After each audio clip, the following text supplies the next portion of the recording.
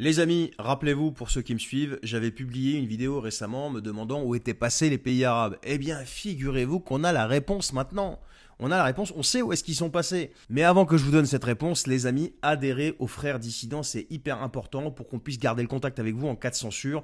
Et d'ailleurs, on a déjà été censuré sur Facebook, sur YouTube, etc. Et on a pu garder le contact avec nos adhérents justement grâce au système d'adhésion qui est totalement gratuit. On poursuit donc. Où sont passés les pays arabes? Eh bien, voici la réponse. Récemment, il y a eu une réunion d'urgence à Riyad, en Arabie Saoudite, un sommet arabo-islamique qui a été convoqué, qui a rassemblé les représentants de la Ligue arabe et de l'Organisation de la coopération islamique.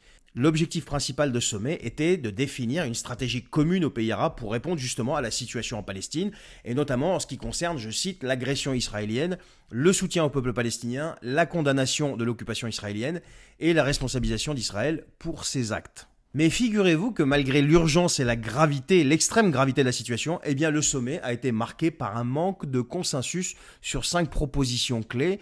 Alors un manque de consensus, ça veut dire qu'ils n'ont pas du tout été d'accord les mecs.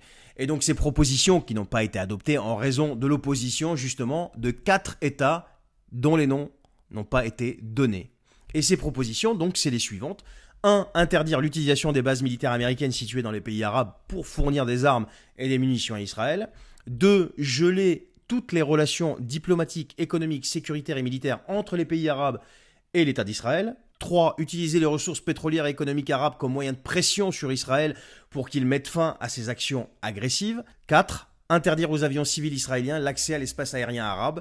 Et 5. Créer un comité interministériel arabe chargé de se rendre immédiatement dans plusieurs capitales mondiales clés comme New York, Washington, Londres, Paris, Genève et Bruxelles pour transmettre les demandes du sommet arabe concernant l'arrêt de l'agression israélienne contre Gaza.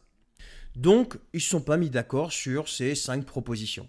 Et il y a eu 4 États dont les noms sont restés secrets, a priori ils n'ont pas été dévoilés, qui ont décidé de s'opposer à ça. Et ce, malgré la gravité de la situation à Gaza, en Palestine en général, en Israël, etc.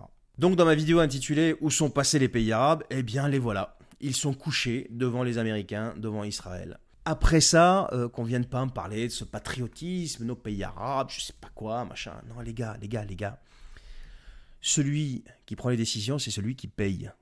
Je suis désolé d'être aussi brutal, mais c'est la réalité. Celui qui prend les décisions, c'est celui qui paye.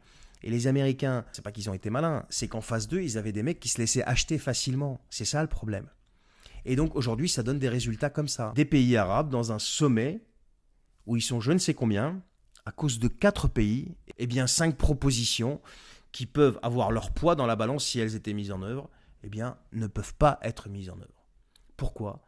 Parce que ces gens-là sont gouvernés par les États-Unis et indirectement par l'État d'Israël. Je vous laisse avec ça, à vous d'en juger. Je vous souhaite une excellente journée, soirée, je ne sais pas à quelle heure vous regardez cette vidéo. Et moi je vous retrouve la prochaine fois. Prenez soin de vous.